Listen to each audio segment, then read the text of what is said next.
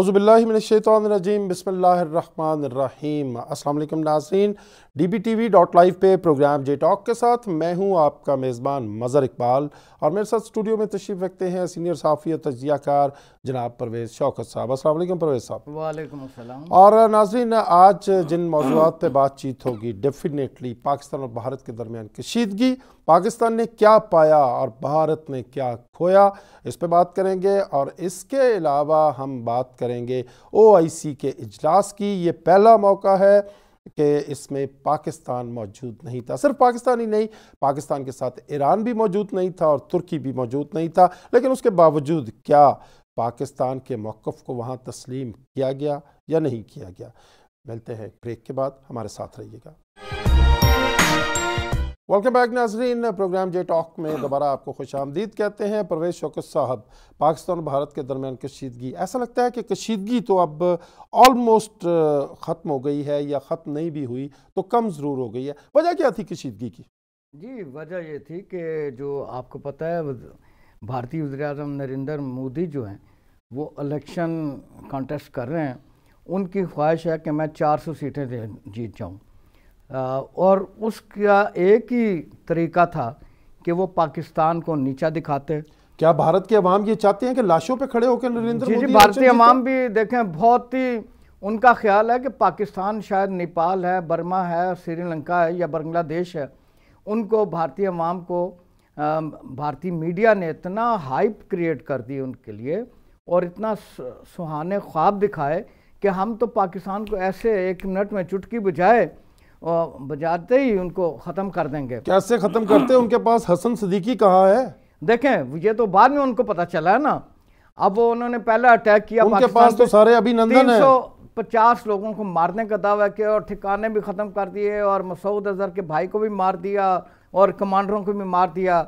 लेकिन वहाँ उनके लिए एक कौवा था जो उनकी गवाही दे रहा था कि मुझे किस जुर्म की सजा दी है, मुझे क्यों मारा, मुझे क्यों मारा। और चंद दरख्त थे जो जब भारतीय मीडिया को ये बात पहुंची तो बिल्कुल सांप सूंघ गया।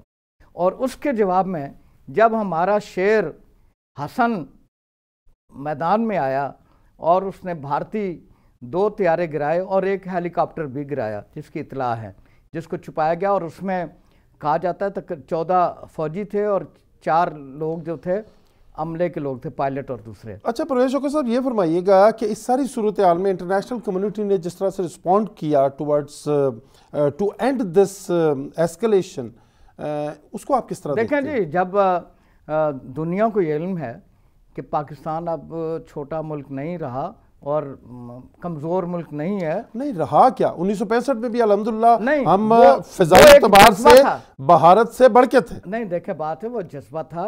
भारत को ने उस वक्त जिम खाना में आके जश्न मनाने का ऐलान और कहा था हम नाश्ता करेंगे। वो नाश्ता अभी भी ठंडा हो रहा है, अभी भी ठंडा हो रहा है। वो पूरी हलवा, वो पाए चने सारे ठंडे हो गए हैं। पाकिस्तानी फौज ने जिस जज्बे से, जिस बहादुरी से अपनी जानों की परवाह किए बगैर राजा वजीर भट्टी, मैंने वहाँ जाके देखा है जो 40 लोगों का वहाँ पे यादगार बनी हुई है। और मैंने वहाँ बॉर्डर तक गया हूँ कि और मैंने अंदाज़ा लगा कि कितना मुश्किल हज़ारों के हिसाब से फ़ौज को रोका। पाकिस्तानी फ़ौज में जज्बा है, उनमें जज्बे का मुकाबला कैसे करेंगे? जज्बात हैं। हाँ, परवेज़ शौकत साहब, ये फरमाइएगा, एक दफ़ा सार्क के इजलास में जो अटल बिहारी वाजपेयी हैं, अब इंतकाल कर गए हैं, वो उन्होंने पाकिस्तान के जो सदर उस वक्त थे परवेज़ मुशर्रफ, उनको टफ टाइम देने की कोशिश की और मुंह फुला के बैठे रहे। एकदम परवेज़ मुशर्रफ उतरे डायस से और तकरीर करते करते जाकर उनके साथ हाथ मिला लिया। और वो जो शेक एंड डिप्लोमेसी थी, पाकिस्तान ने भारत को डोमिनेट किया। आप समझते हैं इस दफा हमने अभिनंदन को वापस करके उससे बड़ी कामयाब अच्छा इकदाम किया इमरान खान साहब ने। और जो वहाँ का मीडिया है वो, मैं एक बार फिर कहूँगा कि साफ सूंघ गया। उनको तवक्को नहीं थी कि अभिनंदन को ये रिहा कर देंगे और बगैर किसी शर्त के। इसका अमेरिका, बरतानिया, और शर्मनाक बात यह है कि पाकिस्तान के शाकिरुल्लाह का ताबूत भिजवाया, उसको मार दिया। और उसके जो लेटेस्ट पोस्टमार्टम रिपोर्ट आई है ना, शाकिरुल्लाह का तमाम कीमती आज़ाद निकाल ली गई कि कितना जुल्म है। ये इंटरनेशनल लॉज की भी खिलाफ वर्जी है, ह्यूमन राइट्स की भी खिलाफ वर्जी है। वो अपने कहते हैं जी पाकिस्तानी एक प्रोपेगेंडा कर सर काट के ले गए, ऐसी बात नहीं है। इन्होंने वहाँ तहफ़्फ़ुज़ नहीं दिया पाकिस्तानी शहरी को जो वहाँ कैद था, और वहाँ पुलिस और जेल का अमला तमाशाई बना रहा, और उनकी इमा पे, हुकूमत की इमा पे उस शाकिरुल्लाह को कत्ल किया गया। और डिटाई की इंतहा देखें, लाइन ऑफ कंट्रोल का अभी भी गर्म कर दिया, अब फिर गर्म कर दिया लाइन ऑफ कंट्रोल को, हालांकि मार पे मार खा रहा है भारत। देखें बात यह है कि अभी नंदन के साथ जो उन्होंने सलूक किया, पाकिस्तान ने तो ईसाई उसे एजाज़ के साथ वापस किया, उस इंसानी हमदर्दी के तहत उसकी खातर तवाज़ो की, उसको कपड़े लेके दिए, वो तो फटे हुए यूनिफॉर्म के साथ बेचारा आया था। और जो वहाँ पे उसके साथ सलूक हुआ है, वो डिफेंस मिनिस्टर के सामने बैठा, आपने फुटेज देखी होगी, और उससे कहा कि आप रिटायरमेंट ले लें, आप रिटायरमेंट ले लें, रिटायरमेंट लेने 5 करोड़ आपको देते हैं। और ये भी इतलात हैं अभी कुछ अर्से बाद इसका। शौकत साहब, अगर अब भारत में कोई गैरत है थोड़ी सी, तो मैं कहता हूं कि अब उसको किसी अहम मिशन पे भिजवा के देखे, अभिनंदन को किसी त्यारे में किसी और मिशन पे भिजवा के देखें, उसका तो मुस्तकबिल खैर तारीख हो गया। नाजरीन, ज़रूरत इस अमर की है कि भारत के अवाम जो हैं वो आइंदा इंतखाबात में अपने लीडर से कहें कि जंग नहीं चाहिए। वो आधा भारत जो खाली मैदे के साथ फुटपाथ पे सोता है, उसके मैदे में खुराक डालने की ज़रूरत है, और फुटपाथ से उठाकर उसको बिस्तर पे लिटाने की ज़रूरत है। लेते हैं एक मुख्तसर सा वक्फा, वक्फे के बाद आपसे दोबारा गुफ्तगू करेंगे। वेलकम बैक नाज़रीन, प्रोग्राम में आपका दोबारा खैर मकदम करते हैं। परवेज़ शौकत साहब, आप बात कर रहे हैं अभिनंदन को ग्राउंड कर दिया गया है, उसको 5 करोड़ रुपए की रिश्वत ऑफर की जा रही है। डिफेंस मिनिस्टर और वहाँ पे उनके एक एयर मार्शल भी बैठे होते, गालिबन एयर चीफ थे, उनके साथ आपने तस्वीर देखी होगी। उसको कहा वो जो 12 फुट के फासले वाली तस्वीर, कहा गया कि आप पाकिस्तान फौज के खिलाफ बयान दें कि पाकिस्तानी फौज ने हम पे तशद्दुद किया और मुझसे गलत सलूक किया। उसने कहा मैं कैसे कह सकता हूँ, ये इंडिपेंडेंट ज़राए से हमें पता चला है। और उसने कहा कि 5 करोड़ पे ना रिटायरमेंट ले लो। उसने कहा मैं क्यों रिटायरमेंट ले लूँ, मेरा क्या कसूर है। तो उसने अच्छा, कहा ये आप इंफॉर्मेशन दे रहे हैं। हाँ जी, उसने ये भी कहा जाता है कि उसने कहा मैं ये बातें मीडिया में लाऊंगा, और उसने कहा तुम बचोगे तो तब लाओगे। अच्छा, तो मौत की धमकी दी गई उसको, धमकी दी गई। और ये इतलात हैं, अभी कुछ अर्से बाद ये एक्सपोज हो जाएंगी कि अभी नंदन जो है वो दुनिया में नहीं है, हालांकि उसका वालिद भी एयर मार्शल है और उसका दादा भी एयर चीफ मार्शल है। भारत का ये ट्रैक रिकॉर्ड है जी, जो बंदा सच्ची बात करता है उसको मौत की वादी में धकेल देते हैं। ओमपुरी की बात देख लें, बहुत बड़े फनकार थे ओमपुरी, उन्होंने एक हक की बात की, सच की बात की, और उसके बाद उनके खिलाफ गद्दारी के मुकदमात हुए, और उसी गम में वो इस दुनिया से चल बसे। जी, बात यह है कि वहाँ बर्दाश्त है ही नहीं। वो जो मीडिया कहता था हमारा हीरो है, जब वो वहाँ पे पहुंचा और उन्होंने देखा कि ये राह का जो हीरो को 9 मिनट से ज्यादा उसकी फैमिली से मिलने नहीं दिया गया। जो वहाँ का मीडिया है टोटली कंट्रोल में है राह के, वो सवालात भी उनको देते हैं। आप उनका रवैया देखें, इंतहाई बदतमीजी से बात करते हैं। जो भी उनके साथ एंकर पाकिस्तानियों को बुलाते हैं, इंतहाई बदतमीजी, उनसे बात करने नहीं देते, सवाल करके दूसरों को लेते थे। वो गोस्वामी एक है उनका एंकर, इंतहाई बदतमीज आदमी है। तो राह जो सवाल देती है उससे जब बंदे के पास दलील खत्म हो जाती है तो वो बदतमीजी करता है, परवेज साहब बदतमीजी करता है और उससे हटते नहीं है। तो मैं समझता पाकिस्तानी जो मीडिया उसने साबित किया है कि हम जिम्मेदार जो है हमारा रवैया है और हम जिम्मेदार रिपोर्टिंग करते हैं। मुंबई जो वाक़या हुआ था उसमें भी पाकिस्तानी मीडिया ने रिस्पांसिबिलिटी का मुजाहरा किया था। और अच्छा चलें okay, let's talk in a different way. Pulwama के हवाले से जो डोजियर भिजवाया भारत ने पाकिस्तान को, पहले आखिर डोजियर भिजवा दिया, पता नहीं वो कागज में क्या लिखा हुआ है। Let me complete my question sir. आप समझते हैं कि उस डोजियर का जवाब पाकिस्तान को मोदी दौर में देना चाहिए या जो नई हुकूमत आ रही है उसको जवाब देना चाहिए? देखिए, बात से जवाब दें ना दें, उन्होंने जो भेजा हमें तहरीरी तौर पर, इमरान खान साहब ने भी कहा कि हमें भेजें, वो तो एक्सपोज हो गया।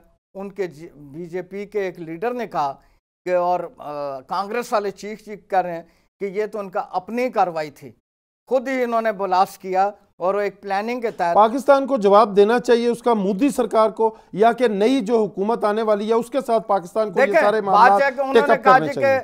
मसूद अजहर इसमें जिम्मेदार हैं, हाफिज सईद। सबूत भी तो देना। मेरी अर्ज सुने ना, सबूत कोई नहीं है उनके पास। वो सिर्फ उनके लिए ख्वाब में भी नजर आता है उनको हाफिज सईद। भाई वो पाकिस्तानी शहरी हैं, आपके कहने पे हम किसी को दहशतगर्द क्यों करार दें? और कुछ वायद आप नहीं कौन है। होते हैं? हाँ। हमारे शहरी को कहेंगे कि दहशतगर्द, इसको सजा दे दो, हम कह रहे हैं दहशतगर्द तो कुलभूषण यादव है जिसको हरंगे हाथों पाकिस्तान ने पकड़ा, और आप उसकी वकालत कर रहे हैं। देखें वो जो ट्रेन का उनका हुआ है, उनके मोदी साहब की पार्टी के लोगों ने इतने 40-50 लोगों को जला दिया, उसका कोई एक्शन नहीं। वो जो वीडियो लीक हुई है मकबूजा कश्मीर में, मेरी और सुन ले, मकबूजा कश्मीर में जो 91,000 लोगों को मार दिया गया और खवातीन की बेहरमती की गई, नौजवानों को नाबीना कर दिया गया। बर्दाश्त का ये आलम है कि जमात इस्लामी जम्मू कश्मीर बर्दाश्त नहीं हो रही, उसके ऊपर पाबंदी लगा दी है। इसका मतलब है इतना बड़ा भारत, इतनी बड़ी जमहूरियत, इतनी बड़ी फौज, इतना बड़ा जो फौजी बजट, और जमात इस्लामी से डर गए। मजहर साहब मेरी बात सुने, अभी जो वो महबूबा मुफ्ती साहब हैं, उन्होंने बड़ा अच्छा सेंसिबल बड़ी देर की और आते आते, लेकिन शुक्र हुआ कि आ तो गए। प्राइम मिनिस्टर वज़ीर आला रही हैं वहां पे,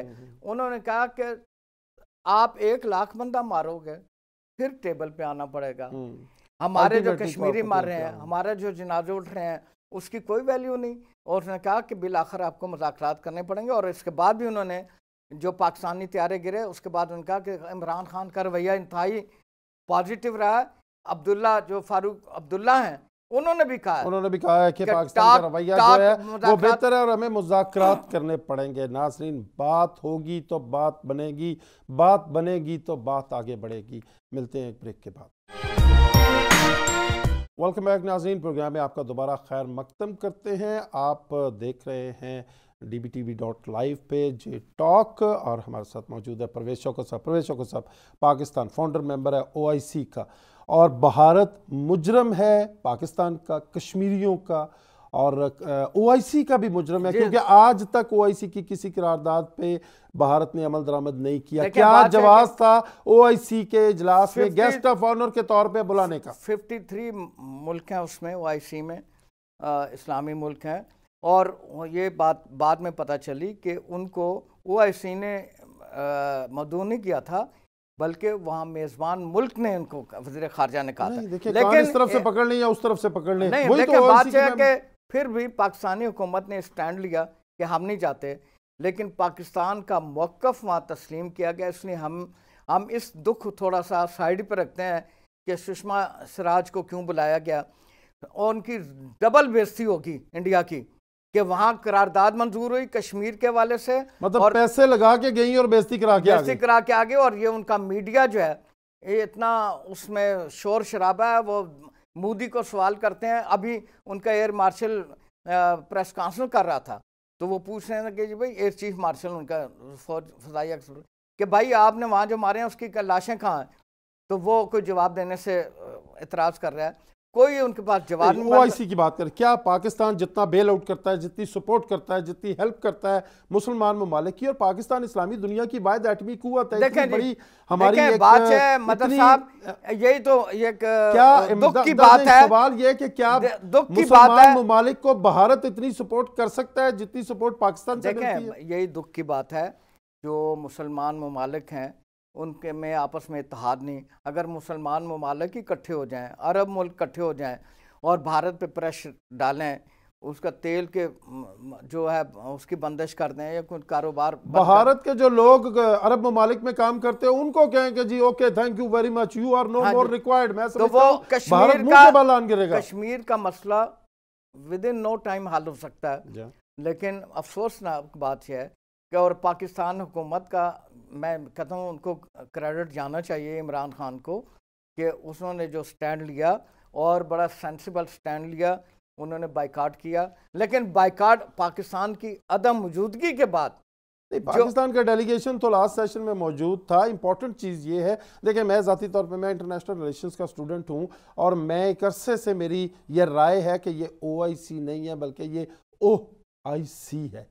तो आप नहीं समझते कि ये जो फैसला उन्होंने किया वो OIC वाला फैसला किया? जो हमारे दोस्त ममालिक हैं ना या मुसलमान मुल्क हैं, वो तो कंट्रोल्ड डेमोक्रेसी है, कंट्रोल्ड है पीछे अमेरिका और उनके। इस कंट्रोल ने क्या दिया अब तक इस्लामी दुनिया को? आप देखें फलस्तीन हो गया, कश्मीर हो गया, इराक हो गया, शाम हो गया, यमन हो गया, उसके बावजूद मुसलमानों के तनाज़ात बढ़ते ही चले जा रहे हैं। दुनिया से अलग नहीं हो सकते। यही बात है कि इंडिया कहता है कि दुनिया भी तो हमारे साथ जुड़े ना, जुड़ रही है, हम ही जुड़ रहे हैं। ये आपके मौक़िफ़ की तायद की है उन्होंने कश्मीर पे वहाँ जो जुल्म हो रहा है उसकी मजम्मत की है, ये मामूली बात नहीं, पहले कभी ऐसा नहीं हुआ।